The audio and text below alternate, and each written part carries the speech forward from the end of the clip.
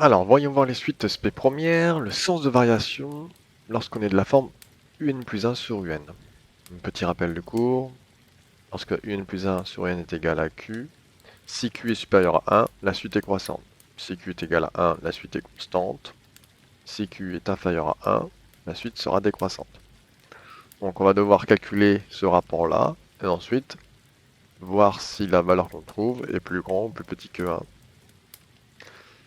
On va faire tout de suite un exemple.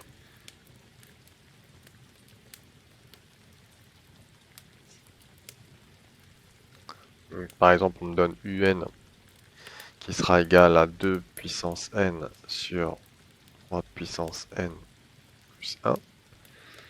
Donc cette technique-là de sens de variation, on va beaucoup l'utiliser lorsqu'on a des suites avec des puissances n.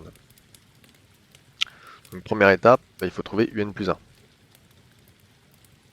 Alors, un plus 1, c'est 2 puissance n plus 1 sur 3 puissance n plus 1.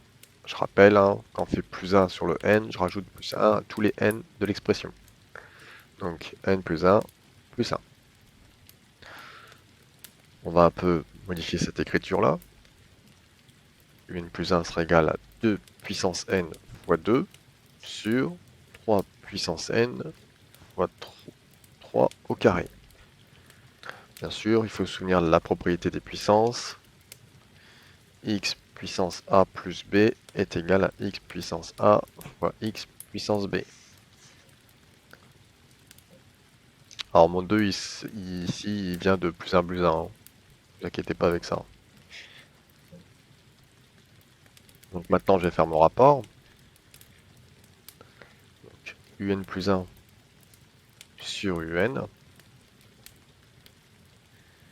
Donc par exemple, du coup, un plus 1, j'ai alors grande barre de fraction, petite barre de fraction. 2 puissance n fois 2 sur 3 puissance n, 3 au carré, je mets 9.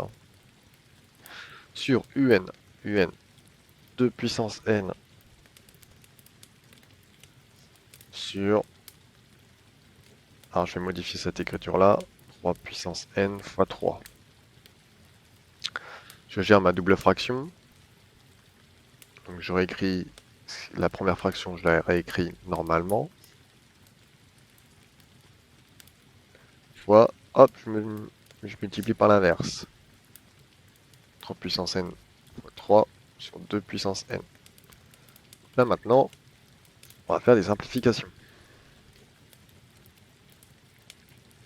Donc si j'ai 3 puissance n, une multiplication et 3 puissance n, numérateur-dénominateur, je peux supprimer.